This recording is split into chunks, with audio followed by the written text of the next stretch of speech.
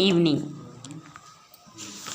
आज हम पढ़ेंगे गद्य खंड सर्वेश्वर दयाल सक्सेना जी द्वारा लिखित मानवीय करुणा की दिव्य चमक।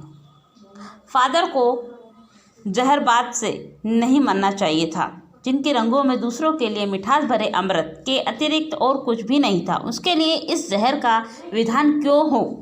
इस सवाल पर किस ईश्वर से पूछें? प्रभु की आस्था ही जिसका अस्तित्व था, वह देह की इस यातना की परीक्षा उम्र की आखिरी देहरी पर क्यों दे?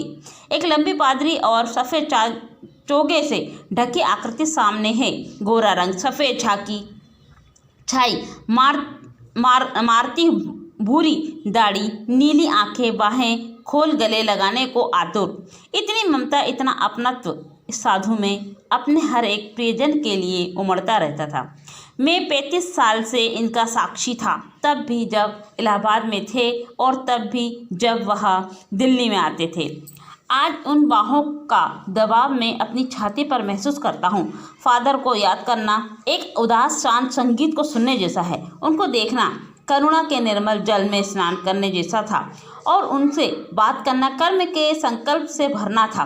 मुझे परिमल के वे दिन याद आते हैं जब हम एक पारिवारिक रिश्ते में बंधे जैसे थे, जिसके बड़े फादर बुलके थे। हमारे हंसी मजाक में वह निर्मलता शामिल रहते, हमारी गोष्ठियों में वह गंभीर बहस करते, हमारी रचनाओं पर बेबाक राय और सुझाव देते और हमारे घरों के किसी भी उत्सव और संस्कार में वह बड़े भाई और पुरोहित जैसे खड़े हो हमें अपने आशीषों से भर देते थे। मुझे अपना बचपन, बच्चा और फादर का उसके मुख से पहली बार अन्न डालना याद आता है और नीली आंखों की चमक में तैरता वात्सल्य भी जैसे ऊंचाई पर देवदारू की छाया में खड़े हो। कहाँ से शुरू करें? इलाहाबाद की सड़कों पर फादर की साइकिल चलती दिख रही है। वह हमारे पास आकर रुकती है, मुस्कुराते हुए उतरते हैं। देखिए देखिए, मैंने उसे पढ़ लिया और मैं कहना चाहता हूँ कि उनका क्रोध में कभी नहीं देखा, आवेश में देखा और ममता तथा प्यार में लबालब छलकता महसूस किया है। अक्सर उन्हें देखकर लगता है कि बेजिल में इंजीनियर के अंतिम वर्ष में पहुंचकर उनके मन में सन्यासी बनने की इच्छा कैसे जाग गई, जबकि घर भरा पूरा था। 2 भाई, 1 बहन, माता पिता भी थे। आपको अपने देश की याद आती है? प्रश्न किया। मेरा देश तो अब भारत है। मैं जन्मभूमि की पूछ रहा हूँ। और हाँ, आती है ना, बहुत सुंदर है मेरी जन्मभूमि। रेम्स चैपल। घर में किसी की याद, माँ की याद आती है, बहुत याद आती है। फिर अक्सर माँ की स्मृति में डूब जाते देखा है। उनकी माँ की चिट्ठियाँ अक्सर उनके पास आती थी। अपने अभिन्न मित्र डॉक्टर रघुवंश को वह उन चिट्ठियों को दिखाते और पिता और भाइयों के लिए बहुत ही लगाव मन में था। पिता व्यवसायी थे, एक भाई वही पादरी हो गया और एक भाई काम करता। उनका परिवार है। वह सख्त और जिद्दी थी। बहुत देर उसने शादी की। फादर को एकाध बार उनकी शादी की चिंता व्यक्त करते उन दिनों देखा गया था। भारत में बस जाने के बाद 2 या 3 बार अपने परिवार से मिलने भारत में बेल्जियम गए थे। लेकिन मैं तो सन्यासी हूँ, आप सब छोड़कर क्यों चले आए? प्रभु की इच्छा थी। वह बालकों की सी सरलता से मुस्कुराकर कहते हैं कि माँ ने बचपन से ही घोषित कर दिया था कि लड़का हाथ से गया। और सचमुच इंजीनियर के अंतिम वर्ष की पढ़ाई छोड़ फादर बुलके सन्यासी होने व जब धर्म गुरु के पास गए और कहा कि मैं सन्यास लेना चाहता हूँ तथा एक शर्त रखी। सन्यास लेते समय सन्यास चाहने वाला शर्त रखता है कि मैं भारत जाऊंगा। भारत जाने के बाद क्यों उठी नहीं जानता, बस यही मन में था। उनकी शर्त मान ली गई और वह भारत आ गए। पहले जिसेट संघ में 2 साल पादरियों के बीच में धर्माचार की पढ़ाई की, फिर 9-10 वर्ष दार्जिलिंग में पढ़ते रहे। कोलकाता से BA किया और इलाहाबाद से MA। उन दिनों डॉक्टर धीरेन्द्र वर्मा हिंदी विभाग के अध्यक्ष थे।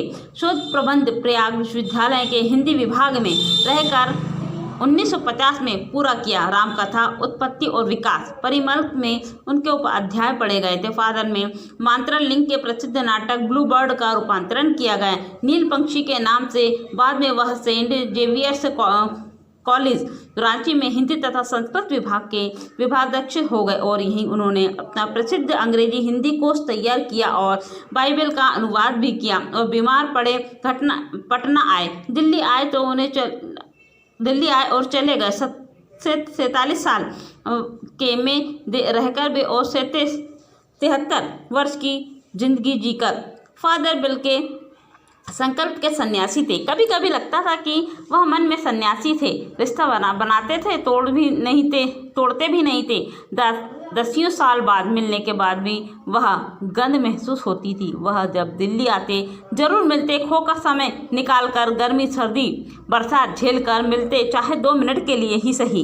यह कौन सन्यासी करता है? उनकी चिंता हिंदी को राष्ट्रभाषा के रूप में देखने को मिलती है। हर मंच में इतनी तकलीफ बयान करना, इसके लिए अकाटक तर्क देते हैं। बस इसी सवाल पर उन्होंने झुलझाते हुए देखा और हिंदी वालों द्वारा हिंदी की उपेक्षा का दुख करते हुए उन्हें पाया। घर परिवार के बारे में, निजी दुख तकलीफ के बारे में पूछना स्वभाव सा था और बड़े से बड़े दुख में उनमें मुख से सांत्वना के जादू भरे 2